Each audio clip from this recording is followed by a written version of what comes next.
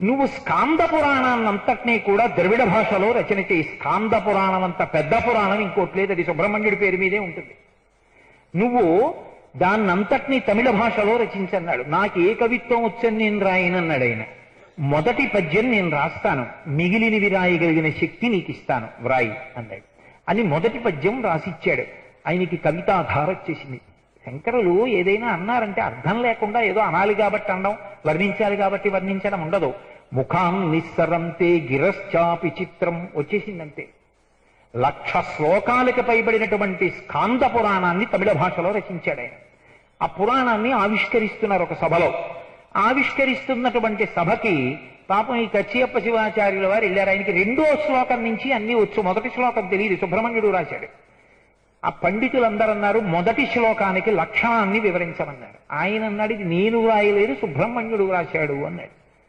అలా కుదరదయ్యా, ఏమనుకోకు, ఒక సభలో గ్రంథావిష్కారం అంటే మొదటి శ్లోకం నీకు తెలిసి ఉండాలి, అది ఎవరో రాశారండి అంటే ఏం బాగుంటుంది, అది తెలుసుకోపోని అడిగి అన్నారు. అయితే రేపు పెట్టుకుందామండి, సభ వాయిదా వేద్దాం అన్నాడు. సభ వాయిదా అప్పుడే ఉందిలో ఉంది. సభ వాయిదా వేసి మళ్ళీ ప్రారంభం చేద్దాం రేపు సాయంకాలం అని వెళ్ళిపోయాడు. ఆ రోజు రాత్రంతా సుబ్రహ్మణ్యుణ్ణి ప్రార్థన చేస్తూనే ఉన్నాడు. ప్రార్థన చేయగా చేయగా సుబ్రహ్మణ్యేశ్వర స్వామి అనుగ్రహించిన సూచనలు కనపడ్డాయి. భయపడుతూనే సభకి వెళ్ళాడు. ఇలా మొదటి శ్లోకానికి లక్షణం చెప్పు అన్నారు. మళ్ళీ ఒక వృద్ధ పండితుడు ఒకడు సభలోకి ప్రవేశించాడు. ఆయన చెప్పేదేమి, మీకు కావలసింది ఆ శ్లోకానికి లక్షణతత్వం కదా, నేను చెప్తాను వినండి అని చెప్పి ఆ శ్లోకానికి సుబ్రహ్మణ్యుడు ఎందుకు అలా వ్రాశాడో అంతా వివరించి అంతర్ధానం అయిపోయాడు. వెంటనే పండితులందరూ ఆ రచన చేసినటువంటి కచ్చియప్ప శివాచార్యుల వారి కాళ్ల మీద పడిపోయారు. ఇప్పటికీ ద్రవిడ దేశంలో వారు రచించినటువంటి తమిళ భాషలో ఉన్నటువంటి స్కాంద పురాణానికి ఎనలేని ప్రఖ్యాతి ఉంది. ఆనాడు పండిత పరిషత్తు జరిగినటువంటి సభామంటపం ఇప్పటికీ కుమారకోష్టంలో ఉంది. ఇప్పటికీ ఆ కచ్చియప్ప శివాచార్యుల వారి విగ్రహం ఆ కుమారకోష్టంలో మీకు కనపడుతూ ఉంటుంది. ఒకానొకప్పుడు బ్రహ్మగారిని బంధించినప్పుడు శ్రీ మహావిష్ణువు వచ్చి తప్పయ్యా విడిచిపెట్టేసేయి, అలా బంధించకూడదు అని చెప్పారు. బ్రహ్మగారి మీద జాలితో వచ్చి బ్రహ్మని విడిచిపెట్టమని సుబ్రహ్మణ్యుణ్ణి సలహా చెప్పినటువంటి విష్ణువు కనుక జాలిగల జనార్దనుడు అని పిలుస్తారు ఆ కోవెలలో ఉన్నటువంటి శ్రీ మహావిష్ణువుని. అంత గొప్ప కుమారకోష్టం ఇప్పటికీ మనకి తమిళ దేశంలో కాంచీపురంలో ప్రత్యక్ష ప్రమాణంగా ఆయన ఎంత మందిని అనుగ్రహించాడు అన్నదానికి ప్రబల సాక్ష్యంగా కనపడుతుంటుంది. ఇవన్నీ ఒకెత్తు. అసలు కేవలం ఆపదలో ఒకసారి పిలిస్తే చాలు వచ్చి అనుగ్రహించి అద్భుతమైనటువంటి కవన శక్తిని ఇచ్చినటువంటి విశేషం సుబ్రహ్మణ్యుడి విషయంలో వేరొకటి ఉన్నది. అందులో సుబ్రహ్మణ్యేశ్వర స్వామి వారిని నత్తీరుడు ప్రార్థన చేశాడు. దక్షిణ దేశంలో ఒకానొక రాజ్యంలో ఒకానొకప్పుడు పెద్ద క్షామం వచ్చింది. అందరూ ఊళ్ళు విడిచిపెట్టి వెళ్ళిపోయారు. ఒక పల్లెటూరులో ఉన్నటువంటి ఒక బ్రాహ్మణుడు శివాలయంలో అర్చకత్వం చేస్తూ తాను వెళ్ళిపోతే శివుడికి నైవేద్యం పెట్టేవాడు ఉండడం, ఆయన కడుపు మాడిపోతుందని అలాగే కష్టపడుతూ ఓ జామ పండో ఓ ద్రాక్ష పండో నైవేద్యం పెడుతుండేవాడు. ఆఖరికి ఇంకా ఆయనకి కూడా గుక్కెడు నీళ్లు దొరక్క శివుడికి చెప్పుకున్నాడు, అయ్యా ఏమనుకోకు, క్షామం వచ్చింది, తినడానికి లేదు, నీకు నైవేద్యం పెట్టడానికి లేదు, వెళ్ళిపోతున్నానన్నాడు. అంటే శివలింగంలోంచి చెయ్యి వచ్చి టక్కున పట్టుకుంది అర్చకుని. వెళ్ళకోయ్, రాజధానికి వెళ్ళి నేను రాజు మీద పద్యం రాసిస్తాను, అది చదువు. ఆ పద్యం వింటే రాజుగారు సంతోషిస్తారు, నీకు బోలెడంది కానుకలు ఇస్తారు, వచ్చి మళ్ళీ నాకు అర్చన చెయ్యి అన్నాడు. సరే ఇవ్వండి అన్నాడు. పాపం ఆయనకి ఏం కవిత్వం వచ్చు, అర్చనక తప్ప. ఆ కాగితం మడత పెట్టుకున్నాడు, రాజ్యసభకి వెళ్ళాడు. అక్కడ ఆస్థాన పండితుడు నత్తీరుడు, మహావిద్వాంసుడు. ఈయన వెళ్ళి కవిత్వం చెప్పాడు. సింధుర రాజగమన ధమ్మిల్ల బంధంబు సహజ సుగంధంబు అని చదివాడు. నత్తీరోపాఖ్యానం కాళహస్తి మాహాత్మ్యంలో ధూర్జటి వర్ణించాడు. సింధుర రాజగమన ధమ్మిల్ల బంధంబు సహజ సుగంధంబు అన్నాడు. అంటే పార్వతీదేవి యొక్క కొప్పులో ఉండేటటువంటి వెంట్రుకలకి సహజమైన సువాసన ఉన్నది అన్నాడు. వెంటనే నత్తీరుడు లేచి అన్నాడు, తప్పిది చెప్పరాదు, కవితా సమయంబున నొప్పు కాదు, ఈ పగిదిని రచయింపవచ్చునే. కవితా సమయంలో తప్పు. ఆడవాళ్ల వెంట్రుకలకి సువాసన ఎందుకుంటుంది? ఉండదు, కంపుగా ఉంటాయి తలస్నానం చేయకపోతే కొంతకాలం. కాబట్టి కవితా సమయంబున నొప్పు కాదు, నువ్విప్పెగదిన్ రచయింపవచ్చునే అన విప్రుడు తెల్లబోయి ఆ పరమేశ్వరుండు ఈ వసుధాదిపుపై రచయించి ఇచ్చే కాని ఏ తప్పును ఒప్పు నేనెరుగా ఓ ఉత్తములారయటంచు క్రమ్మరం. అయ్యి బాబోయ్, నేను ఈ పద్యం రాయలేదండి, నాకేం తెలీదు, పరమశివుడు రాసిచ్చాడు, ఏదో కానుకలిస్తారు తెచ్చుకోమన్నాడు, నాకేం తెలుసు ఈ పాండిత్యం, నన్ను క్షమించండి అని చెప్పి తిరిగి వెళ్ళిపోయి శివుడి దగ్గరికి వెళ్ళి, ఏమయ్యా నేను వెళ్ళిపోతానన్నాను, పోనీ పోరా అంటే పోదును, ఈ కవిత్వం ఏమిటయా, సింధురరాజగమన ధమ్మిల్ల బంధంబు సహజ సుగంధంబు అన్నావు, నాకేమీ రాదు, అక్కడికి వెళ్ళి చదివాను. అక్కడి నుంచి నత్తీరుడు లేచి ఇదేం కవిత్వం రా, ఆడవాళ్ల యొక్క కొప్పుకి సహజ సుగంధం ఉండడం ఏమిట్రా అని నన్ను ఆక్షేపించాడు. పో అవతలకన్నాడు. అయ్యా నా తప్పు క్షమించండి అని చెప్పుకుని రాజ్యసభలో రావాల్సి వచ్చింది, ఇన్నాళ్ళు పూజ చేసినందుకు గొప్పగా అనుగ్రహించావులే, నీ అనుమతి నాకు అక్కర్లేదు, నేను పోతున్నాను అన్నాడు. క్షామం పోతే మళ్ళీ వద్దాం అనుకుంటున్నా, ఇప్పుడు నాకు భయం వేస్తోంది, నేను బయలుదేరుతున్నానన్నాడు. అకస్మాత్తుగా శివలింగంలోంచి శివుడు వచ్చి అన్నాడు, ఆగాగు, నా కవిత్వంలో తప్ప, ఈశాన సర్వ విద్యానాం ఈశ్వర సర్వభూతానాం బ్రహ్మాధిపతి బ్రహ్మణోధిపతి బ్రహ్మా శివోమే అస్తు సదాశివోం, నా కవిత్వంలో తప్పు పట్టాడా అని తానే బ్రాహ్మణ రూపంలో వచ్చాడు సభకి. ఏది సింధురరాజగమన ధమ్మిల్ల బంధంబు సహజ సుగంధంబు, పార్వతీదేవి కొప్పుకి సహజ సుగంధం ఉంటుందని నేను వ్రాశాను, ఎవడరా తప్పు పట్టినవాడు? దునోతుద్భ్రాంతం నస్తులిత దళితేందీవరవనం ఘనస్నిగ్ధస్లక్షణం చికురనికురంబం తపసివే యదీయం సౌరభ్యం సహజముపలబ్ధం సుమనసో వసంతస్మిన్ మన్యేవలమధనవాటీ విటపినాం. దేవలోకంలో ఉండేటటువంటి పారిజాత వృక్షాలు, కల్పవృక్షాలకు పూసినటువంటి పువ్వులు కూడా అందరు దేవతా స్త్రీలు వాటిని కొప్పులో పెట్టుకుందాం మంచి వాసన వస్తాయనుకుంటే, అవి మాత్రం పార్వతీదేవి కొప్పులో పెడతాం, ఆవిడ కొప్పుకి సహజమైన సువాసన ఉందిట, ఆ వాసన మనం చూద్దాం అనుకుంటాయి.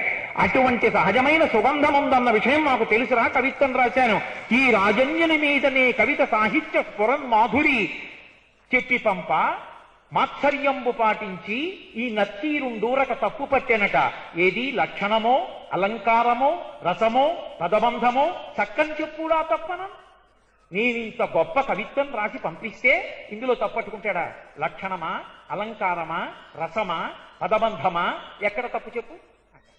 నత్తీరుడు లేచన్నాడు, అగజకునైనం తగు ఇలా మగువలకు తగదు, గగన ప్రసూనవాదము ప్రత్యక్షమనకు సరియన తగునే. ఏమో పార్వతీదేవి కొప్పుకి సువాసన ఉంటుందేమో మాకు తెలియదు, ఈ లోకంలో ఆడవాళ్ల కొప్పులకి అలాంటి వాసన లేదు. గగన ప్రసూనవాదం చేయకు, ఆకాశంలో పువ్వు ఉందరకు ఎవడు చూసి వచ్చాడు. కాబట్టి విను మాత్సరం, ఇంకా విడిచిపెట్టు మాత్సరం. ఇలాంటి కవిత్వాలు నేను ఒప్పుకోను. కాబట్టి అందులో సందర్భశుద్ధి లేదు, అందులో చెప్పిన విషయం అంగీకార యోగ్యం కాదు భూలోకానికి. ఒరే ఆవిడ పార్వతీదేవిరా నా భార్య, కాబట్టి నాకు తెలుసు ఆవిడ కొప్పుకి సువాసన ఉందని అని చెప్పడం కోసమని ఒక్క నత్తీరుడికి కనపడేటట్టుగా నీలగ్రీవుండునిటల నేత్రము చూపెన్, మూడో కన్ను చూపించాడు. ఒరే నేను శివుణ్ణిరా, నాకు తెలుసు పార్వతీదేవి కొప్పుకి వాసన ఉంది, సువాసన వస్తుందిరా అన్నాడు. నత్తీరుడు లేచన్నాడు, ఒక్క మూడో కన్ను కాదు, తలవార చుట్టు కన్నుల కలిగిన దోషంబు పద్యంబు తప్పు పద్యంబు కాదనుటవశమే అన్నాడు. ఒక్క మూడో కన్ను కాదు, నీ తల చుట్టూ కళ్ళు చూపించినా సరే ఆ పద్యం తప్పే. ఎక్కడ లేని కోపం వచ్చింది పరమేశ్వరుడికి. వీడు మూర్ఖత్వంతో వాదిస్తున్నాడు, వీడికి కవిత్వం వచ్చు కానీ వీడికి ఎవరి పట్ల ఎలా ప్రవర్తించాలో తెలియదు అని, నువ్వు కుష్ఠరోగగ్రస్తుడు వగుదువుగాక. అప్పుడు ఆ అహంకారం అంతా దిగిపోయి వచ్చి పరమశివుడి కాళ్ళ మీద పడ్డాడు. పడి, అయ్యా నాది దోషమే, నువ్వు చెప్పిన తర్వాత అయినా నమ్మాలి, నమ్మలేదు, నా ప్రారంధం ఏం చేయను, నా పొగరలా అనిపించింది, నాకు ఇప్పుడు ఏమిటి ఈ కుష్ఠరోగం పోవడానికి మార్గాంతరం అని అడిగాడు. నువ్వు కైలాస శిఖరమును చూస్తే నీకున్న కుష్ఠరోగం పోతుంది. వెంటనే ఈయన కుష్ఠరోగం ఎక్కువైపోయే లోపల వెళ్ళిపోవాలి కదా, ఒంటి మీద తెల్లమచ్చలు ప్రారంభమైపోయాయి. గబగబా బయలుదేరాడు పాపం. మెల్లిగా అబ్బో ధూర్జటి వర్ణించాడు కాళహస్తీశ్వర మహాత్మ్యంలో. తిరుపతి దగ్గర నుంచి వెంకటాచలం, కాళహస్తి, అరుణాచలం, దక్షారామం, సింహాచలం, ఈ క్షేత్రాలన్నిటినీ వర్ణించాడు. వర్ణించి ఇవన్నీ దాటి కాశీపట్టణానికి వెళ్ళడం, గంగలో స్నానం చేయడం, వేళ్లు ఊడిపోతున్నాయి, చీము, నెత్తురు, రసి కారిపోతున్నాయి, చీమలు పట్టేస్తున్నాయి, పురుగులు పీకేస్తున్నాయి, ఈగలు వాలుతున్నాయి, దోమలు కుడుతున్నాయి. అలాగే ఉత్తరాన కైలాస శిఖర దర్శనం కోసం కాళ్ళు చేతులు ఈడ్చుకుంటూ నడిచి వెడుతున్నాడు. ఆఖరికి ఉత్తర భారతంలో బాగా గయాపట్టణం కూడా దాటి వెళ్ళిపోయిన తర్వాత ఒక పెద్ద వటవృక్షం కనపడి దాన్ని ఒక పెద్ద సభామంటపంలా వర్ణించాడు ధూర్జటి. ఆ వటవృక్షం కిందకెళ్ళి అమ్మయ్యా అని కూర్చున్నాడు. కూర్చోగానే పైనుంచో బ్రహ్మరాక్షసుడు దిగాడు. ఇన్నాళ్ళకి దొరికావురా, నిన్ను తినేస్తాను. ఒరే నాకు కుష్ఠరోగం రా అన్నాడు. అయితే నాకేమిటి, నన్నేం చెయ్యవు. పంది మురుగుడు గుట్టలో నీళ్లు తాగితే దానికి ఏమైనా అతిసారం వ్యాధి వస్తుందా? ఏమీ కుష్ఠరోగం లేదు, ఏమీ లేదు, ఏదైనా తినేస్తాను అని స్నానం చేసి వచ్చి తినేస్తానని ఈయన్ని పట్టుకెళ్ళి ఓ గుహలో పడేశాడు. ఈయన్ని గుహలో పడేస్తే అక్కడ ఉన్నటువంటి 99 మంది ఏడుపు మొదలెట్టారు. మా కర్మ కొద్దీ నువ్వు దొరికావురా అన్నారు. అదేమిటి, మీ కర్మకి నేను దొరకడం ఏమిటన్నాడు. ఈ రాక్షసుడికి అలవాటు ఉంది, వాడి నోట్లో ఏదైనా ఓ చిన్న ద్రాక్ష పండు వేసుకున్నంత ఆహారం పడిన తృప్తి కలగాలంటే కనీసం 100 మానవులు ఉండాలి. 100 కలిపి తింటే వాడికి ఒక చిన్న కవడం నోట్లో పడేస్తున్నట్టు ఉంటుంది. 100 అవలేదని వాడు ఇన్నాళ్ళ నుంచి మమ్మల్ని చంపట్లేదు, అట్టెపెట్టి ఉంచాడు. 99 అయ్యాం, పర్వాలేదు అనుకుంటున్నా, నువ్వు దొరికావు కాబట్టి అయిపోయింది మా ఆయుర్దాయం. అప్పుడు నత్తీరుడు చూసి, అయ్యో కైలాసం చూద్దామని నేను బయలుదేరడం ఏమిటి, తిన్నగా నేను బయలుదేరి వస్తుంటే ఈ బ్రహ్మరాక్షసుడు పట్టుకోవడం ఏమిటని సుబ్రహ్మణ్యుణ్ణి ప్రార్థన చేశాడు. మహానుభావ, దేవసేనాధిపతివి, నీ యొక్క అనుగ్రహం కలిగినదా 1,00,00,000 మంది రాక్షసుల్ని మట్టు పెడతావు, ఒక్క బ్రహ్మరాక్షసుణ్ణి చంపి మమ్మల్ని కాపాడడం నీకు పెద్ద లెక్క అని అడిగాడు. అడిగిన ఉత్తర క్షణంలో బ్రహ్మరాక్షసుణ్ణి సుబ్రహ్మణ్యుని యొక్క గొప్పతనం ఏంటంటే పెద్ద వెలుగుల ముద్దలా కనపడతాడు, ఎప్పుడు కనపడ్డా. అందుకే ప్రాణోత్క్రమణ సమయంలోనూ కూడా వెలుగులాగే కనపడతాడు. సుబ్రహ్మణ్య భుజంగంలోనే శంకర భగవత్పాదులు ఆయన యొక్క వెలుగుల ముద్ద ఎలా ఉంటుందో వర్ణిస్తారు. కాబట్టి ఆ వెలుతురు రూపంలో వచ్చి అక్కడ ఉన్న రాక్షసుణ్ణి సంహరించాడు. సంహరించగానే ఈ నత్తీరుడు ఆయన కాళ్ళ మీద పడి స్తోత్రం చేశాడు. చేస్తే ఆయన అన్నాడు, ఎందుకురా నీకు కుష్ఠవ్యాధి వచ్చింది, కాళ్ళు ఊడిపోయాయి, చేతులు ఊడిపోయాయి, అసలు ఇక్కడికి ఎందుకు వచ్చావు నువ్వు ఏ దేశవాసివి అన్నాడు. శ్రీకాళహస్తిలో ఉంటానండి, మీ నాన్నగారు చెప్పించారు ఇలా వచ్చానని. ఏమని చెప్పించారని అడిగాడు. కైలాస పర్వతాన్ని చూడమన్నారండి, అందుకు వచ్చాను. నీకంతే అర్థమైందిరా మా నాన్నగారంటే. కుష్ఠరోగం వచ్చిన వాడిని కైలాస పర్వతం చూడమంటారా మా నాన్నగారు? కుష్ఠరోగం వచ్చిన వాడు ఎలా నడిచి పెడతాడు? అంత కఠినుడు కాడురా మా తండ్రి. కైలాసంబనే కాని ఉత్తర దిశా కైలాసముంచు అంతాడడు ఆ కాలగ్రీవుడు. కైలాసము అన్నాడు కానీ ఉత్తర దిక్కున ఉన్న కైలాస పర్వతాన్ని చూడమని మా నాన్నగారు చెప్పలేదు. దక్షిణ కైలాసముం చూచినం చాలునం కుష్టము మానునంచు మదిలో చర్చించి ఆ పర్వతం బాలోకింపగా ఆశ్రమంబకు ఉపాయంబాత్మ చింతించుతున్ అన్నారు. ఒరే మా నాన్నగారు కైలాసం చూడమంటే దాని అర్థం ఏమిటో తెలుసా? రాజ్యసభలోంచి బయటికి వెళ్ళి కాళహస్తి దేవాలయం ముందు నించుని దక్షిణ కాశీ దక్షిణ కైలాసం గనక కాళహస్తి దేవాలయం యొక్క శిఖరం చూడరా అని చెప్పారు. అది మానేసి ఉత్తర దిక్కుకు ప్రయాణం మొదలెట్టావు. మా నాన్నగారు అంత కఠినుడిలా కనపడుతున్నాడురా నీకు? మహానుభావుడు ఆయన, ఆయన ఇటువంటి మాటలు చెప్పడరా, నీకు అర్థం కాలేదన్నాడు. అక్కర్లేని ప్రయాణం చేసి ఇంత దూరం వచ్చేసానండి, మళ్ళీ డౌన్ జర్నీ ఎలా, మళ్ళీ ఇంత దూరం శ్రీకాళహస్తి ఎలా పెడతాను ఈడ్చుకుంటూ కాళ్ళు, కుష్ఠరోగం వచ్చేసింది అన్నాడు. మహాదయాళు సుబ్రహ్మణ్యుడు అక్కడ ఒక సరోవరాన్ని చూపించి నీ కుష్ఠరోగం మానిపోవాలని సంకల్పం చేసి అందులో స్నానం చెయ్యి అన్నాడు. వెంటనే అందులో స్నానం చేశాడు. స్నానం చెయ్యగానే శ్రీకాళహస్తిలో ఉన్నాడు. శ్రీకాళహస్తిలో ఉండి శ్రీకాళహస్తి శిఖర దర్శనం చేయగానే పరమశివుడు ప్రత్యక్షం అయ్యాడు. అప్పుడు పరమశివుడి మీద స్తోత్రం చేశాడు. అందుకే ఇప్పటికీ మీరు శ్రీకాళహస్తి క్షేత్రంలోకి వెడితే కొన్ని నియమాలు ఉంటాయి. ఎక్కడా లేని నియమాలు శ్రీకాళహస్తికే. మొదటి గడప దాటిన తర్వాత మళ్ళీ కంచు గడప ఉంటుంది, 2 గడపలు ఉంటాయి. మొదటి గడప దాటగానే రోమశ మహర్షి ధూర్జటి వీళ్ళిద్దరి యొక్క సమాధులు దాని కింద ఉన్నాయి. వాళ్ళు మొదటి గడప దగ్గర ఉండాలని కోరుకున్నారు శరీరాలు. అందుకే మొదటి గడప దాటితే లోమశ మహర్షిది ధూర్జటిది సమాధులు. అందుకని మళ్ళీ ఇంకొక గడప దాటాలి. 2వ గడప దాటి లోపలికి వెళ్లి ప్రదక్షిణ పురస్సరంగా ఎడంపత్తికి తిరగగానే విఘ్నేశ్వరుడు ఉంటాడు. ఆ విఘ్నేశ్వరుడి దగ్గర నరమృగం ఉంటుంది. ఆ నరమృగాన్ని ముట్టుకున్న వాళ్ళు తప్ప శ్రీకాళహస్తి క్షేత్రంలోకి వెళ్లి దర్శనం చేయకూడదు. శ్రీకాళహస్తి దర్శనం చేయడానికి కావలసినంత శౌచాన్ని సంపాదించడం అంత తేలిక కాదు. అందుకని నరమృగాన్ని ముట్టుకుంటారు. ఒక్కసారి ముట్టుకుని విఘ్నేశ్వరుడికి నమస్కారం చేసి వెళ్ళగానే మొదట ఎవరు కనపడతారో తెలుసా? సుబ్రహ్మణ్యుడు. మీకు ఏ దేవాలయంలో లేని పేరుతో ఉంటాడు అక్కడ. చెంగల్వరాయని సన్నిధి అని ఉంటుంది. కారణం ఏమిటో తెలుసా?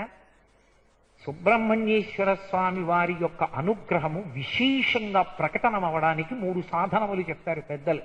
ఒకటి, మంచి తేనె పట్ల నుంచి సమీకరించినటువంటి పుప్పుడితో కూడినటువంటి తేనె. ఆ తేనెతో ఆయనకి అభిషేకం చేసిన, విభూతితో అభిషేకం చేసిన, చెంగల్వ పూలదండ సుబ్రహ్మణ్యుడికి అలంకారం చేసిన ఆయన విశేషమైనటువంటి అనుగ్రహాన్ని ప్రసరిస్తాడు. చాలా మంది ఆయనకి అవి ఇష్టమండి అంటారు. ఆయనకి ఇష్టమండి అంటే ఇష్టం లేనివి కొన్ని ఉన్నాయని అర్థం. అప్పుడు రెండున్నవాడు, ద్వంద్వాలున్నవాడు పరమేశ్వరుడు ఎందుకు అవుతాడు? కాదు. ఇప్పుడు విద్యుత్ ఉందనుకోండి, ఓ రాగి తీగలోంచి వెడుతుంది, ఆ కొయ్య మీద ఉందనుకోండి వెళ్ళదు. సుబ్రహ్మణ్య మూర్తికి తగిలినప్పుడు ఆ అనుగ్రహాన్ని వెంటనే పుచ్చుకోగలిగిన పదార్థాలు ఈ 3: తేనె, విభూతి, చెంగల్వ పువ్వు.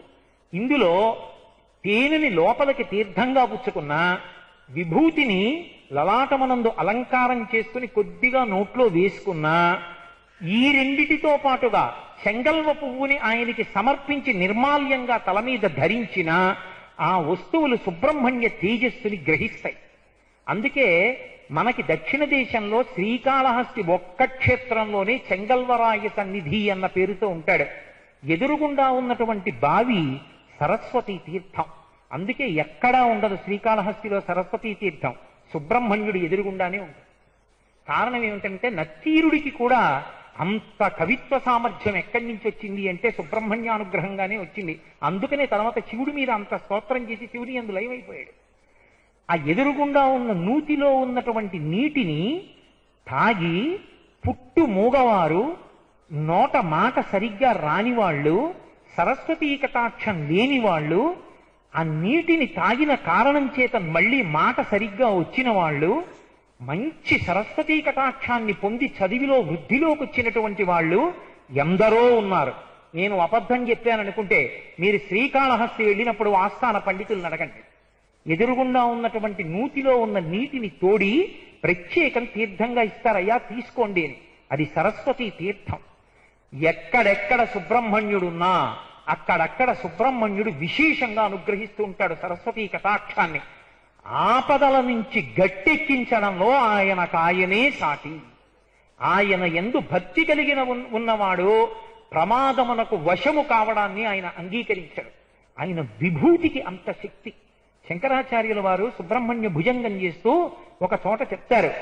అందులో ఆయన ఆ శ్లోకాన్ని వర్ణిస్తూ ఓ మాట అంటారు. ఆ తిరుచెందూరులో ఉన్నటువంటి సుబ్రహ్మణ్యుడికి ఒక్కడికే ఒక ప్రత్యేకమైనటువంటి లక్షణం.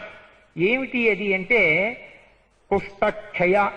అది కుష్ఠక్షయ క్షయార్ష ప్రమేహ జ్వరోన్మాది గుల్మాది రోగాన్మహాంత పిశాచాశ్చ సర్వే భవత్పత్రభూతి విలోక్య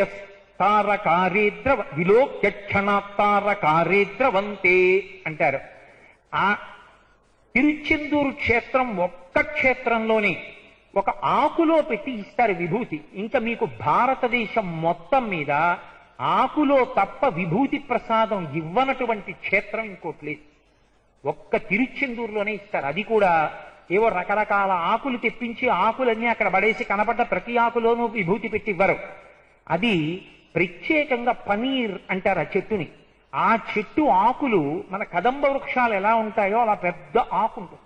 దానికి తెల్లటి పువ్వు పూస్తుంది, చిన్న పువ్వు పూస్తుంది.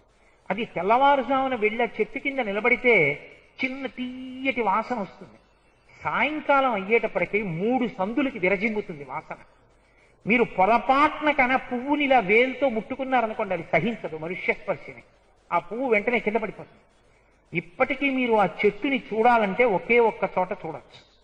ఎక్కడ చూడొచ్చు అంటే కంచి కామకోటి క్షేత్రంలో కామాక్షి పరదేవత దేవాలయం లోపలికి వెళ్ళేటప్పుడు బయటికి వచ్చిన తర్వాత కుడి చేతి పక్కన కామకోటి వారి యాత్రి నివాస్ ఉంది. ఆ యాత్రి నివాస్లో ఆ పీఠం యొక్క శ్రీకార్యం చల్లా విశ్వనాథ శాస్త్రి గారు ఉన్నటువంటి మకాం వైపుకి నడుస్తుంటే ఎడం చేతి వైపు ఓ చెట్టు ఉంది. ఆ చెట్టే ఆ పన్నీరు. ప్రొద్దున్న పూట వెళ్ళి ఇలా పువ్వుని ముట్టుకున్నారనుకోండి వెంటనే కింద పడిపోతుంది.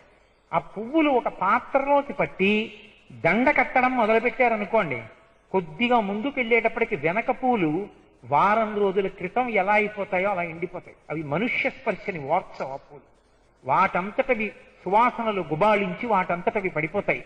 ఆ ఆకులో ఇస్తారు విభూతి. తిరుచెందూరులో ఉండేటటువంటి విభూతికి ఉన్నటువంటి గొప్పతనం ఏమిటంటే, ఆ ఆకులో ఉన్నటువంటి ఇచ్చినటువంటి ప్రసాదాన్ని ఇలా చేత్తో పట్టుకుంటే చాలు. మిగిలిన చోట్ల సుబ్రహ్మణ్య విభూతిని ధరించాలి, నోట్లో వేసుకుంటారు. కానీ ఒక్క తిరుచెందూరులో ఉన్నటువంటి ప్రసాదానికి ఉన్న గొప్పతనం ఏమిటంటే, అపస్మార కుష్ఠక్షయ ప్రయార్ష. శంకరాచార్యుల వారు కొన్ని వ్యాధుల పేర్లు ఇచ్చారు. ఈ వ్యాధులు ఉన్నవాళ్ళెవరో వాళ్ళకి భోగమన్న మాట వాళ్ళకి ఉండదు, వాళ్ళ పక్కన ఉన్న వాళ్ళకి కూడా సుఖశాంతులు ఉండవు. అపస్మార అంటే పిచ్చి, కుష్ఠవ్యాధి, క్షయ ఊపిరితిత్తులు తరిగిపోవడం, క్షయ, ఆర్ష అంటే ఆ మూలశంక, ప్రయార్ష దాంతోపాటు ప్రమేహ అంటే మధుమేహ వ్యాధి, షుగర్, ప్రమేహ, జ్వరోన్మాద ఎప్పటికీ తగ్గకుండా ఉండేటటువంటి జ్వరం, ఉన్మాద ఒక రకమైనటువంటి పిచ్చి, జ్వరోన్మాద, గుల్మాది కూర్చోడానికి వీలు లేకుండా మనుష్యుని యొక్క మలస్థానమునందు పుట్టినటువంటి పుండు, గులోన్మాద. అటువంటి భయంకరమైనటువంటి వ్యాధులు ఏ ఉన్నాయో అటువంటి వ్యాధులన్నీ కూడా, వాటితో పాటు పిశాచాశ్చ సర్వే, భయంకరమైనటువంటి పిశాచములు కూడా, భవత్పత్ర భూతి, ఆ పనీరు ఆకులో వేసిన విభూతిని చేతిలో పెట్టుకుని ఇలా నిలబడితే చాలట. భవత్పత్ర భూతి విలోక్య క్షణతారకారే ద్రవంతే, ఒక్క క్షణం ఇలా పట్టుకుంటే ద్రవంతే నశించిపోతాయని చెప్పారు. నేను మీతో ఒక యథార్థం మనవి చేస్తున్నాను. తిరుచెందూరులో సుబ్రహ్మణ్యానుగ్రహంగా ఆకులో ప్రసాదాన్ని తెచ్చుకుని ఆయన అనుగ్రహంతో కుదుటపడిన వాళ్ళు ఎందరో ఉన్నారు. శంకరాచార్యుల వారికి అక్కర్లేని విషయాలు చెప్పుకోవలసిన అగత్యం లేదు. అంత గొప్ప క్షేత్రం తిరుచెందూరు. అందుకే భుజంగంలోనే శంకర భగవత్పాదులు ఒక చోట అంటారు, యదా యదా మానవామే కతస్తేత దైవ. వచ్చినటువంటి వాళ్ళందరికీ కూడా ఇదిగో ఈ సముద్రం ఎలా ఉందో అలా సంసార సముద్రంలో ఉన్నటువంటి మిమ్మల్ని అందరినీ తరింప చెయ్యడం కోసమని భవసింధు తీరే, ఈ సముద్రపు ఒడ్డునే నేను ఉన్నాను అని చెప్పి ఆయన పరమ శక్తివంతుడై తిరుచెందూరులో నిలబడి ఉన్నారు అని. ఆ విభూతికి అంత శక్తి, నిజంగా కూడా ఆయన అలాగే అనుగ్రహిస్తాడు అని నేను ఒకసారి ఈ శ్లోకం గురించి కంచికామకోటి పీఠాధిపతులు శంకర విజయేంద్ర సరస్వతి స్వామి వారిని అడిగాను. ఏమండి, సుబ్రహ్మణ్య భుజంగంలో ఈ శ్లోకం ఉంది కదా, అక్కడ వచ్చిన పండితులు మాట్లాడుతున్నప్పుడు ఇది చర్చకు వచ్చింది. వచ్చినప్పుడు ఈ శ్లోకానికి నిజంగా అంత ప్రతిపత్తి ఉన్నదా, తిరుచెందూరులో ఉన్న సుబ్రహ్మణ్యానుగ్రహం అంత గొప్పగాను ఉంటుందా అని అడిగాను. అడిగితే ఆయన నాకు చెప్పడం మానేసి ఒక వృద్ధుడైనటువంటి పండితుడు అకస్మాత్తుగా అప్పుడే వచ్చారు. ఆయన్ని పిలిపించారు. మీరు కోటేశ్వరరావు గారితో మనకి ఒక 20 ఏళ్ల క్రితం జరిగినటువంటి అనుభవం చెప్పండి అన్నారు. ఆయన నాతో ఒక అనుభవం చెప్పారు. అది తిరుమల తిరుపతి దేవస్థానం కార్యనిర్వహణాధికారి గారికి కూడా తెలుసు అని చెప్పారు నాతో మాట్లాడుతున్నప్పుడు. ఒకానొకప్పుడు మహాస్వామి వారు నగరి పక్క నుంచి వెళ్ళిపోతుంటే ఒక కొండ మీద ఒక శివలింగం ఉంది అని ధ్యానంలో ఆయనకి తెలిసిందిట. ఆయన వెళ్లి దర్శనం చేసుకొచ్చారు. తర్వాత 10 ఏళ్లకి శంకర విజయేంద్ర సరస్వతి స్వామి వారు తన శిష్యులతో కలిసి దర్శనానికి వెళ్ళారు. ఆ కొండ మీదకి వెడదామని వాహనం ఎక్కారు. వాహనం ఎక్కితే దాని ఇరుసు విరిగిపోయింది. ఏ వాహనం ఎక్కినా ఇరుసు విరిగిపోయింది. ఈ కొండ మీదకి వాహనం మీద వెడితే అంగీకరించడు. మహాస్వామి నడిచి వెళ్లేవారు, నేను నడిచి వెడతానని బయలుదేరారు. భయంకరమైన అరణ్యంట, అందులో దారి తప్పిపోయారు. వచ్చిన వాళ్ళు వెనక్కి ఉండిపోయారు. ఎవరు ఎటు వెళ్ళిపోతారో, ఏ మృగం బారిన పడతారోనని పీఠాధిపతికి ఛత్రం పడతారు కాబట్టి దాన్ని గొడుగుని భూమిలో పాతి పెట్టి దాని మీద అంటించారట కాగితం, నా వెనక రావద్దు, దర్శనం చేసుకోవడానికి నేను ఒక్కడనే వెడుతున్నాను అని. అరణ్యంలోంచి పుల్లలు కొట్టుకొస్తున్న వాళ్ళకి చెప్పారట, మీరు చెప్పండి ఎవరైనా నాగరికులు కనపడితే రావద్దని చెప్పండి అని. ఆయనతో పాటు ఇంకొక వృద్ధ పండితుడు బయలుదేరారు. ఇద్దరూ కలిసి అరణ్యంలోంచి వెళ్ళిపోతున్నారు.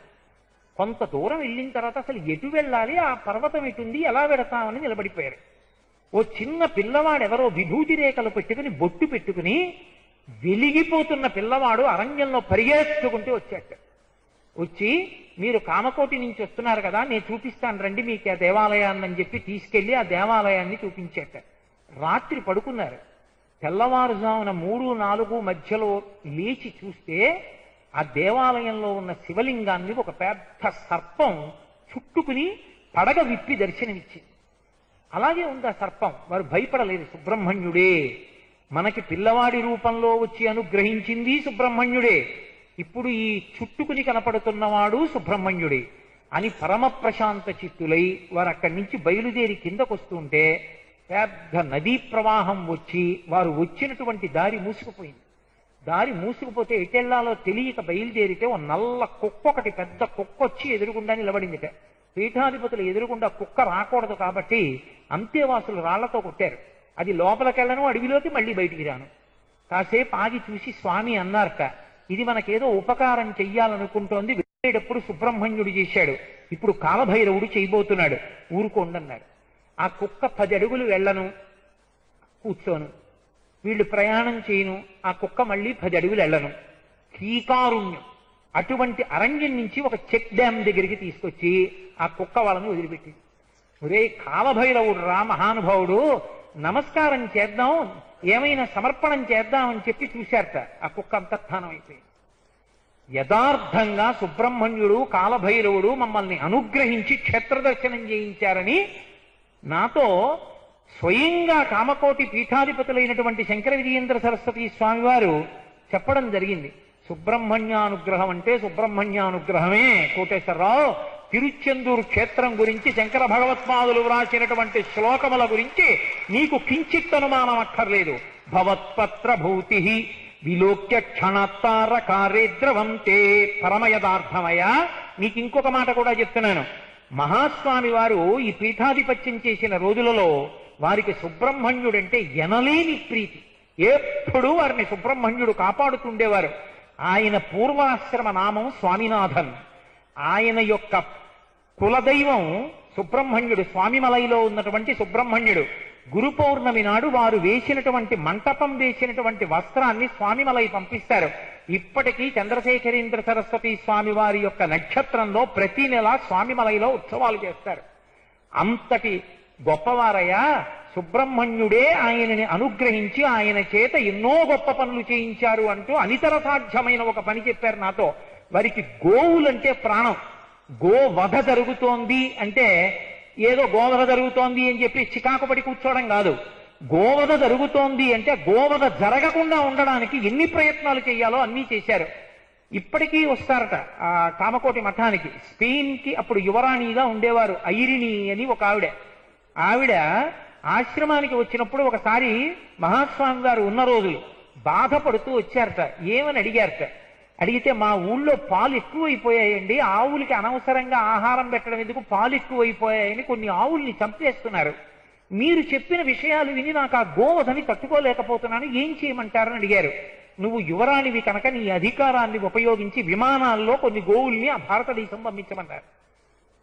విమానాల్లో వచ్చేట కొన్ని గోవులు అవి చెన్నై వాతావరణానికి కంచి వాతావరణానికి తట్టుకోలేకపోయాయి. అవి చల్లటి వాతావరణంలో ఉండడానికి అలవాటు పడినవి. మళ్లీ వాటికి ఎక్కడ ఖేదం కలుగుతుందో అని కొన్నింటిని కొడైకెనాల్ పంపించారట, కొన్నింటిని హిమాచల్ ప్రదేశ్ పంపించారట. ఒక్క ఆవు కూడా మరణించడానికి వీలు లేదని మహాస్వామి అంత పూనికతో సేవ చేశారయ్యా అని శంకర విజయేంద్ర సరస్వతి స్వామి గారు నాకు ఒక సందర్భంలో చెప్పడం జరిగింది. కాబట్టి మహానుభావుడైనటువంటి సుబ్రహ్మణ్యుడు సరస్వతి కటాక్షాన్ని ప్రకాశింపచెయ్యడంలో ఆయనకాయనే సాటి. ఒకరి విషయంలో కాదు, అరుణాచలంలో ఆ తర్వాత కాంచీపురంలో కూడా అనేకమైనటువంటి కావ్యములను వెలయించాడు. కందరానుభూతి అని చెప్పి ఓ పుస్తకాన్ని కూడా రాశాడు. అరుణగిరినాథర్ అంటాడు. ఆయన తన జీవితంలో వేశ్యాలంపటానికి గురి అయి అసంబద్ధంగా ధర్మ వ్యతిరేకంగా ఎన్నో భోగాలను అనుభవించాడు. ఒకప్పుడు సుబ్రహ్మణ్యేశ్వర స్వామి వారి యొక్క అనుగ్రహం చేత ఆయన మనసు మారిపోయి గొప్ప కవిత్వ శక్తి పొందాడు ఆయన్ని పూజ చేసి. ఆ అనుగ్రహాన్ని పొంది ఆ రోజులలో అక్కడ ఉన్నటువంటి ప్రభుదేవరాయలు అనబడేటటువంటి ఒక మహారాజు దగ్గరికి వెళ్లి తన కవిత్వపు శక్తిని వివరించి కవిత్వాన్ని చెప్తే రాజు పొంగిపోయి అంతకుముందు ఆస్థాన కవిగా ఉన్నటువంటి సంబంధం అనే వ్యక్తిని తొలగించి అరుణగిరినాథర్ని ఆస్థాన కవిగా నియమించాడు. ఆ సంబంధంకి ఎక్కడ లేని ఆగ్రహం వచ్చింది. నా పదవి ఈయన వల్లే పోయిందనేటటువంటి ఆ క్రోధం మనసులో పెట్టుకుని ఆ అక్కసు తీరక ఈ అరుణగిరినాథర్కి ఒక అలవాటు ఉండేది. ప్రతిరోజు ఒక చిలుక శరీరంలోకి ప్రవేశించేవాడు. ప్రవేశించి ఎక్కడెక్కడికో వెళ్లి పారిజాత పుష్పాలు తెచ్చేవాడు. పారిజాత వృక్షానికి పారిజాత పుష్పానికి ఒక లక్షణం ఉంటుంది. ఎప్పుడైనా పారిజాత చెట్టు కింద కూర్చున్నా పారిజాత పుష్పాలు తెచ్చి భగవంతుణ్ణి పూజించినా ఉత్తర క్షణంలో మనశ్శాంతి కలుగుతుంది. పారిజాతానికి ఆ లక్షణం ఉంటుంది. జంగారెడ్డిగూడెంలో ఒక వెంకటేశ్వర స్వామి దేవస్థానం ఉంది. కొండంతా పారిజాత వృక్షాలే. నేను ఇక్కడ చూడలేదు అలా. మొత్తం కొండంతా పారిజాత వృక్షాలే. తెల్లవారేటప్పటికీ పారిజాత పువ్వులు పడిపోతాయి. పారిజాత తరుమూల వాసినం భవయామి పవమాన నందనం అని పారిజాత వృక్షం కింద హనుమ కూర్చుంటారు. ఆ పారిజాత పుష్పాలు తీసుకొచ్చి సుబ్రహ్మణ్యుణ్ణి పూజించేవాడు అరుణగిరినాథర్. పరకాయ ప్రవేశం చేసి చిలుక రూపంలో వెళ్ళేవాడు. ఇది గమనించి ఒక రోజున అరుణగిరినాథర్ తన శరీరాన్ని విడిచిపెట్టి చిలుక రూపంలో వెళ్ళడం చూశాడు సంబంధం. చూసి అరుణగిరినాథర్ శరీరాన్ని తగలబెట్టేశాడు. ఆయనకి మళ్ళీ వస్తే శరీరం లేదు. చిలుక రూపంలో ఇప్పటికీ కూడా ఆయన ఆ కిలిగోపురం అంటారు, వల్లాల గోపురం అనే ఆ గోపురంలో కూర్చుని సుబ్రహ్మణ్యేశ్వర స్వామి వారి ఎదురుగుండా పాటలు పాడుతూ ఉంటాడు. చిలుక రూపంలో పాటలు పాడతారని ఆ గోపురానికి కిలిగోపురం అని పేరు. ఇప్పటికీ అక్కడ ఎదురుగుండా ఉన్నటువంటి సుబ్రహ్మణ్యేశ్వరుడి దేవాలయంలో ఉన్నటువంటి స్తంభంలోంచే రాజుగారు సుబ్రహ్మణ్య దర్శనం చేస్తాను నాకు చేయించమని అడిగితే ఈ అరుణగిరినాథర్ ప్రార్థన చేసినంత మాత్రం చేత సుబ్రహ్మణ్యుడు బయటికి వచ్చాడు సాకార రూపంగా. వచ్చేటప్పటికా వెలుతురు రూపం అలా ఉంటుంది. 2 కళ్ళు పోయి చెప్పాడు అరుణగిరినాథర్, నువ్వు దర్శనం చేయలేవు, శక్తి సరిపోదని. అయినా వీల్లేదు, నాకు కళ్ళు పోయినా సరే చూస్తానన్నాడు. సుబ్రహ్మణ్య దర్శనానికి 2 నేత్రాలు పోయి అప్పుడు అరుణగిరినాథర్ మళ్ళీ ప్రార్థన చేశాడు. చేస్తే మళ్ళీ కళ్ళొచ్చాయి రాజుకి. ఆయన చేసినటువంటి గ్రంథాలు కందరానుభూతి, తిరుప్పగల్ ఇటువంటివి ద్రవిడ దేశంలో ఎనలేని ప్రఖ్యాతి వహించాయి. అరుణగిరినాథర్కి అంత కవిత్వాన్ని ఇచ్చినటువంటి వాడు సుబ్రహ్మణ్యుడే. అసలు ఇవన్నీ ఒకెత్తైతే కాత్యాయన మహర్షి విషయంలో సుబ్రహ్మణ్యేశ్వర స్వామి వారి యొక్క అనుగ్రహం గురించి ఇప్పటికీ కూడా పెద్దలైన వారందరూ 1000 నోళ్లతో శ్లాఘిస్తారు. అసలు ఆ కథని స్మరించడమే చాలు. కుమారస్వామి వారి యొక్క చరిత్రగా ఆ కథని ఒక్కసారి వినడం చాలు, అంత శక్తివంతం. కాత్యాయన మహర్షి అని వరరుచి అని 2 పేర్లు. ఆయన ఒకప్పుడు పరమశివుని యొక్క కింకరుడు కైలాస పర్వతం మీద. పార్వతీదేవి యొక్క ఆగ్రహానికి గురి అయి భూమండలం మీద శాపవశాత్తు జన్మించాడు. ఆయన జన్మించినప్పుడు కౌసంబి అనబడేటటువంటి రాజ్యంలో అనబడేటటువంటి నగరంలో సోమదత్తుడు ఆయన యొక్క భార్య వసుదత్త అనబడేటటువంటి దంపతులకి కుమారుడుగా జన్మిస్తే కతుని యొక్క వంశంలో పుట్టినవాడు కాబట్టి కాక్షాయనుడు అని పేరుంచారు. అపారమైన తేజస్సుతో పుట్టాడు కాబట్టి వరరుచి అని ఇంకొక పేరు వచ్చింది. ఆ పిల్లవాడికి ఇంకా ఉపనయనం చేసే వయస్సు రాకముందే తండ్రి శరీరాన్ని విడిచిపెట్టేశాడు. తల్లి బాధపడుతుంటే అశరీరవాణి పలికింది, అమ్మ బెంగ పెట్టుకోకమ్మా, ఇతను కారణజన్ముడు, పార్వతీదేవి శాపంతో పుట్టాడు, మళ్ళీ పరమశివ తేజస్సున్న ఇంకొక వ్యక్తి వల్ల అవతార పరిసమాప్తి చేస్తాడు. ఇతను వ్యాకరణానికి అంతటికీ కూడా వార్తికం రాస్తాడు. భారతదేశం అంతటా కూడా 2 చేతులెత్తి ఇతన్ని నమస్కరిస్తారు. ఇతని వలన దేశానికి ఎనలేని ఖ్యాతి కలుగుతుంది. ఇతనికి వర్షుడు అనబడేటటువంటి ఒక మహానుభావుడు పాఠం చెప్తాడు, బెంగ పెట్టుకోవద్దు అన్నాడు. ఆయన శృతధరుడు అని ఆయనకి బిరుదు. శృతధరుడు అంటే ఏదైనా విన్నాడంటే చాలు ఆయనకు వచ్చేస్తుంది. అది కూడా ఏకసంధాగ్రాహి అని ఏదైనా పద్యమో శ్లోకమో వింటే వస్తుంది. ఆయనకి అలా కాదు. మృదంగం వాయించడం చూశాడనుకోండి అలా వాయించేస్తాడు. నృత్యం చూశాడనుకోండి ఆ ధ్వనిని బట్టి మళ్ళీ అలా నృత్యం చేసేస్తాడు. శంఖం విన్నాడనుకోండి మళ్ళీ అలా శంఖం పూరిస్తాడు. ఏది ఒక మాట విన్నా మళ్ళీ అలా చేస్తాడు. అంత శక్తి కాత్యాయనుడి. సరే, ఈ వరరుచి పెరుగుతున్నాడు. తండ్రి లేడు, పాపం ఉపనయనం కూడా అవలేదు. అదే సమయంలో వేతసనము అనబడి ఇంకొక నగరం ఉండేది. ఆ నగరంలో ఆ కాలంలోనే ఒకానొకప్పుడు దేవస్వామి అనబడి ఒక వ్యక్తి ఉండేవాడు. ఆ దేవస్వామి అనబడేటటువంటి ఆయనకి ఒక తమ్ముడు ఉంటుండేవాడు. ఆయన పేరు ఇంద్రస్వామి అంటుండేవారు. వాళ్ళిద్దరూ అన్నదమ్ములు. వాళ్ళిద్దరూ అన్నదమ్ములుగా ఉన్నటువంటి రోజులలో తమ్ముడు మరణిస్తే తమ్ముడిని విడిచిపెట్టి ఉండలేక అన్నగారు కూడా తమ్ముడితో పాటు సహగమనం చేశాడు. అన్నదమ్ములిద్దరూ సహగమనం చేశారని చెప్పి వాళ్ళిద్దరి భార్యలు కూడా సహగమనం చేసేశారు. ఆ సహగమనం చేసేస్తే పెద్ద ఆయన కొడుకు చిన్న ఆయన కొడుకు ఇద్దరు ఉండిపోయారు. పెద్ద ఆయన కొడుకు పేరు ఇంద్రదత్తుడు, రెండో ఆయన కొడుకు పేరు కరంభుడు. ఇంద్రదత్తుడు కరంభుడు ఉండిపోయారు. వాళ్ళు చిన్నపిల్లలు. వాళ్ళకి తండ్రిలా గొప్ప విద్వాంసుడు కావాలని కోరిక.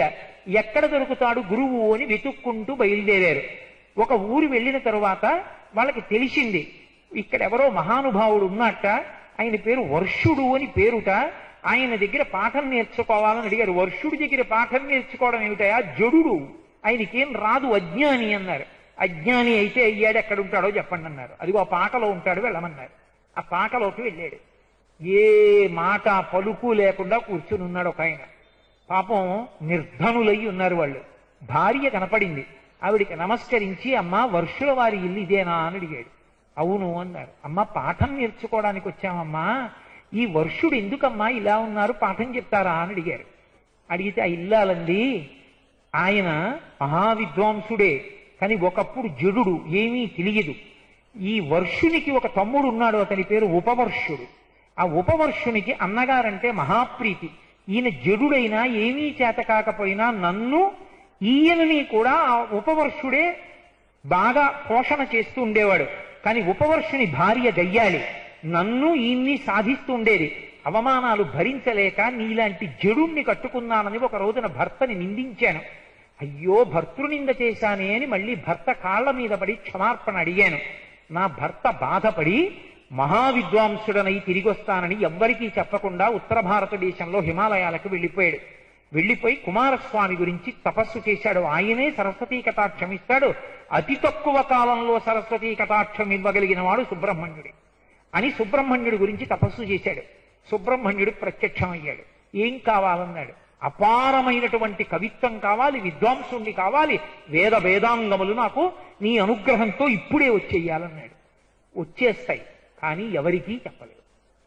ఎప్పుడు చెప్పగలుగుతావంటే, అదిగో కాత్యాయనుడు పుట్టి ఉన్నాడు, ఆ కాత్యాయనుడు నిన్ను వెతుక్కుంటూ శిష్యుడిగా వస్తాడు, అప్పుడు నీలో ఉన్నటువంటి విద్వత్తంతా బయటికి వస్తుందన్నాడు. అందుకుని ఆ కాత్యాయనుడు ఎక్కడున్నాడో తెలియదయ్యా, అతను వస్తే పాఠం చెప్తారు మా వారంది ఆవిడ. ఎవరితో? వచ్చినటువంటి ఇంద్రదత్తు కరంభుడితోటి. ఈ ఇంద్రదత్తు కరంభుడు అప్పుడు మళ్ళీ కాత్యాయనుడిని వెతుక్కుంటూ బయలుదేరారు. అన్ని ఊళ్ళు తిరిగి తిరిగి తిరిగి తిరిగి కాత్యాయనుడు ఉన్నటువంటి ఊరొచ్చి ఆయన యొక్క తల్లిగారిని, అమ్మా కాసిన మంచినీళ్ళు ఇవ్వమ్మా, ఎండలో వచ్చామన్నారు. ఆవిడ మంచినీళ్ళు ఇచ్చింది. అరుగు మీద ఇద్దరు సేద తీరుదామని కూర్చున్నారు. ఆ తల్లి పిల్లాడితో మాట్లాడుతూ అంది ఆ రోజున, ఒరే మన ఊర్లోకి నందుడు వచ్చాడు. నందుడు అంటే మంచి నాటకం వేస్తాడు, ఆయన నృత్యం చేస్తాడు. ఆయన మీ నాన్నగారికి మంచి మిత్రుడు. మీ నాన్నగారు బ్రతికున్న రోజులలో వచ్చేవాడు. మీ నాన్నగారు లేరని మన ఇంటికి రావడం మానేశాడు రా, ఎంత గొప్పగా నృత్యం చేస్తాడో, మీ నాన్న ముందు నృత్యం చేసి చూపించేవాడు రా అన్నాడు. అమ్మా బెంగ పెట్టుకోకమ్మా, నేను శృతధరుణ్ణి, ఒక్కసారి వెళ్ళి కార్యక్రమం చూసొచ్చి రేపు పొద్దున నీ ముందు చేస్తానని పిల్లవాడు బయలుదేరాడు. వీళ్ళిద్దరికీ అనుమానం వచ్చింది, వీడే కాత్యాయనుడు అయ్యి ఉంటాడు శృతధరుడు అని పిల్లవాడి వెంట బయలుదేరారు. వాడు కూర్చుని నృత్యాన్ని తదేకంగా చూసి ఇంటికి వచ్చాడు. ఇంటికి వచ్చి మర్నాడు పొద్దున్న మృదంగవాద్యం నుంచి అన్నిటినీ నోటితో పలికాడు. పలికి నృత్యం చేశాడు. తల్లి సంతోషించింది. అమ్మాయి పిల్లాడి పేరు కాత్యాయనుడు వరరుచ అని అడిగారు. అవును అంది తల్లి. అమ్మా నీకో నమస్కారం, ఈయన వస్తే తప్ప వర్షుల వారు నోరు విప్పరమ్మా, ఈ పిల్లవాడిని తీసుకుని ఆయన దగ్గరికి ఎడతామన్నారు. ఉపనయనం అవ్వలేదయ్యా అంది. మేం చేస్తామమ్మా, డబ్బట్టుకొచ్చని ఎక్కడో వెతికి తీసుకొచ్చి మొత్తం మీద ఉపనయనం చేసి ఈ కాత్యాయనుణ్ణి తీసుకుని వర్షుల వారి దగ్గరికి తీసుకెళ్లారు. వర్షుల వారికి కాత్యాయనుణ్ణి చూడగానే అగ్నిమీళే పురోహితం అన్న ఋగ్వేదం దగ్గర నుంచి వేదమంత్రాలన్నీ బయటకు వచ్చేసి మొత్తం విద్వత్ బయటకు వచ్చింది. కూర్చోపెట్టి ముగ్గురికి పాఠం చెప్పాడు. ఎంతో గొప్పగా వాళ్ళు మహావిద్వాంసులయ్యారు. ఇంతలో అక్కడే ఉన్నటువంటి గాంధార రాజ్యమునందు పాణిని అనబడేటటువంటి శివాంశ సంభూతుడైన విద్వాంసుడు జన్మించి పరమశివుడి గురించి తపస్సు చేశాడు. పాటలీపుత్రంలో తపస్సు చేసి ఆయన యొక్క అనుగ్రహాన్ని పొంది ఎనలేని వ్యాకరణ సిద్ధాంతాన్నంతటినీ పొందాడు. ఆ పాణిని దగ్గరే పరమశివుడు తన ఢమరుకాన్ని మోగిస్తే 14 మహేశ్వర సూత్రాలు వచ్చాయి. అవి విని వ్యాకరణాన్నంతటినీ రచించి వర్షుల వారి దగ్గరికి వచ్చాడు. వర్షుల వారి దగ్గర వ్యాకరణం చెప్తుంటే కాత్యాయనుడికి కోపం వచ్చింది. నాకన్నా విద్వాంసుడా ఇతనని అతనితో వాదించి ఓడించాడు. ఓడిస్తే పాణినికి బాధ కలిగింది. శివానుగ్రహంతో సంపాదించుకున్న విద్య, కుమారస్వామి భక్తులైనటువంటి వారు నన్ను ఓడించారని పరమశివుణ్ణి ధ్యానం చేశాడు. వెంటనే పరమశివుడు ప్రత్యక్షమై ఒక్క హుంకారం చేశాడు. ఇంద్రశబ్దం అంతా లోకంలోంచి అంతరించిపోయింది. వీళ్ళదంతా ఇంద్రశబ్దమైనటువంటి పాండిత్యం అంతరించిపోగానే ఎవరికి ఒక్క అక్షరం ముక్క లేకుండా పోయింది. ఆ రోజు రాత్రి మళ్ళీ వర్షుల వారి కలలోకి వచ్చి కుమారస్వామి చెప్పాడు, చేసిన దోషం ఎలాగో చేశారు, మీరు మళ్ళీ పాణిని తీసుకొచ్చి కూర్చోపెట్టి పాణిని చెప్తూ ఉండగా వ్యాకరణం అంతా వినండి, మళ్ళీ మీకున్న విద్య మీకు వచ్చేస్తుంది అన్నాడు. పాణిని కూర్చోపెట్టి విన్నారు, వ్యాకరణం వచ్చింది. కానీ ఒక్క కాత్యాయని మహర్షి మాత్రం ఆగ్రహించి పాణిని మీద ఉత్తర దిక్కుగా వెళ్ళిపోయి హిమాలయాల మీద కూర్చుని మళ్ళీ తాను కుమారస్వామి గురించి తపస్సు చేశాడు. మళ్ళీ సుబ్రహ్మణ్యుడు ప్రత్యక్షం అయ్యాడు. ఏం కావాలని అడిగాడు. నాకు పాణిని రచించినటువంటి వ్యాకరణానికి వార్తికం చెయ్యగలిగినంత శక్తి అన్నాడు. మీ తండ్రి గారి అనుగ్రహంతో పాణిని వ్యాకరణం చేశాడు, నీ అనుగ్రహంతో వార్తికం చేస్తాను అంటే విపుల వ్యాఖ్య, అంతకన్నా పెద్దది భాష్యం. కాబట్టి నేను వార్తికం చేస్తానన్నాడు. అనుగ్రహించాడు కుమారస్వామి. వచ్చి కాత్యాయన మహర్షి వార్తికాన్ని రచించాడు. భారతదేశంలో ఎక్కడెక్కడి నుంచి శిష్యులు వచ్చి ఆయన దగ్గర వార్తికం చదువుకునేవారు. ఆయన చెప్పిన పాఠ వ్యాకరణం చెప్పాలంటే మడిగట్టుకుని శివాలయంలో కూర్చుని చెప్పాలి. అలా చెప్తూ ఉంటే కాత్యాయన మహర్షి యొక్క కీర్తి ప్రతిష్టలు భారతదేశం అంతా వ్యాపించాయి. సుబ్రహ్మణ్యానుగ్రహం. అయ్యయ్యో, నేను చేసిన వ్యాకరణానికి వార్తికం చేసి అంత పేరు పొందాడని ఒక రోజున పాణిని బయలుదేరి కాత్యాయన మహర్షి దగ్గరికి వచ్చాడు. ఆహ్వానించి లోపలికి పిలిచి, అయ్యా నీకు అర్ఘ్యపాద్యాలు సమర్పిస్తాను, లోపలికి రండని స్వాగతం పలికాడు. ధూర్తుడా, నా వ్యాకరణానికి వార్తికం రాసి ఇంత పేరు ప్రఖ్యాతులు సంపాదించావు, నేటి రాత్రి నీ శిరస్సు 100 వ్రక్కలగుగాక అన్నాడు. అంటే కాత్యాయనుడు అన్నాడు, అతిథివి అని మర్యాదనిచ్చి ఆహ్వానించాను. ఆహ్వానిస్తే నీ వ్యాకరణానికి వార్తికం రాశాను తప్ప నేనేం నింద చేయలేదు. నిష్కారణంగా శపించావు కాబట్టి నీ శాపము నాయందు నిజమైతే నీ శాపమి నీయందు నిజమై నీ తల కూడా నీటి రాత్రి 100 వ్రక్కలగుగాక అన్నాడు. ఇద్దరి శిరస్సులు 100 వ్రక్కలైపోయి. అంత విద్వాంసులయ్యుండి ఎందుకు ఆ తప్పు చేశారు అంటే, పార్వతీదేవి శాపంతో పరమశివుని యొక్క ప్రమదగణాల్లోంచి శాపవశాత్తు భూమి మీదకొచ్చినటువంటి కాత్యాయన మహర్షి కుమారస్వామి అనుగ్రహంతో అంత గొప్పవాడైతే, మళ్ళీ పరమశివానుగ్రహంతోనే వచ్చిన ఇంకొక రూపము వలన ఆయన అవతార పరిసమాప్తి చేసి కైలాసానికి వెళ్ళిపోవాలి. అందుకే శివతేజస్సుతో వచ్చినటువంటి పాణిని వలన ఇద్దరికి వైరుధ్యం వచ్చి ఒకరినొకరు శపించుకుని మళ్ళీ ఇద్దరు కైలాసాన్ని చేరుకున్నారు.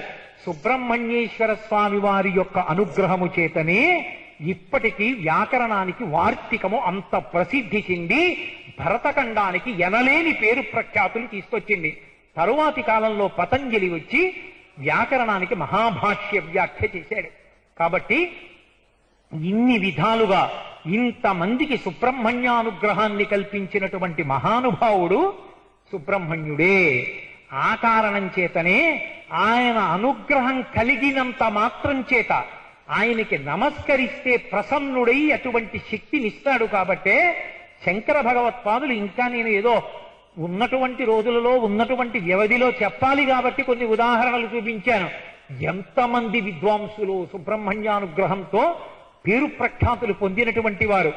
అందుకే ఆయన చెప్తూ, న జానామి శబ్దం న జానామి అర్థం న జానామి పద్యం న జానామి గద్యం చిదేకాషడాస్యా ముఖాన్ నిస్సరంతే గిరశ్చాపి చిత్రం అనడానికి కారణం, ఆయనకి నమస్కరించినంత మాత్రం చేత నాలో ఉన్నటువంటి షణ్ముఖుని యొక్క తేజస్సు చైతన్య రూపమై పైకి వచ్చి వాగ్రూపమును పొందింది అని చెప్పారు.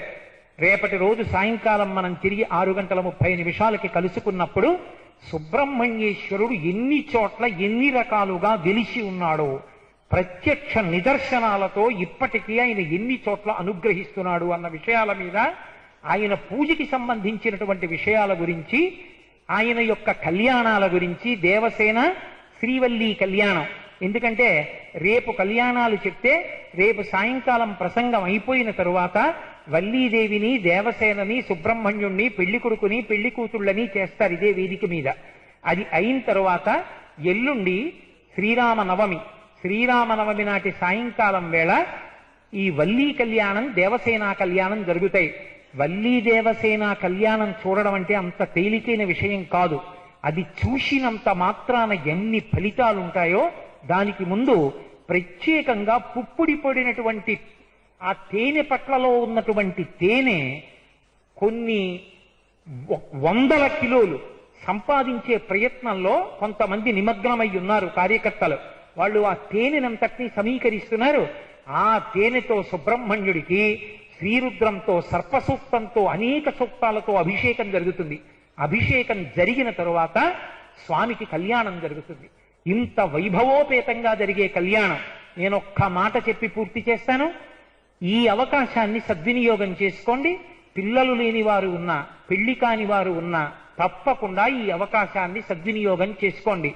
సనాతన ధర్మాన్ని, భగవత్ స్వరూపాన్ని నమ్ముకున్నవాణ్ణి కాబట్టి మీతో నేను ఈ మాట మనవి చేయడం జరిగింది. కాబట్టి రేపు సాయంకాలం తిరిగి 6:30 కలుసుకున్నప్పుడు ప్రఖ్యాత క్షేత్రములకు సంబంధించిన విషయములను ఆవిష్కరిస్తాను స్వామి అనుగ్రహంతో. మంగళాశాసన పరై మదాచార్య పురోగమై సర్వైశ్చ పూర్వైరాచార్యై సత్కృతాయాస్తు మంగళం. మంగళం కోసలేంద్రాయ మహనీయ గుణాత్మనే చక్రవర్తి తనూజాయ సర్వభౌమాయ మంగళం. ఉమాకాంతాయ కాంతాయ కామితార్థప్రదాయినే శ్రీగిరీశాయ దేవాయ మలినాథాయ మంగళం. సర్వం శ్రీ ఉమామహేశ్వర పరబ్రహ్మార్పణమస్తు. స్వస్తి.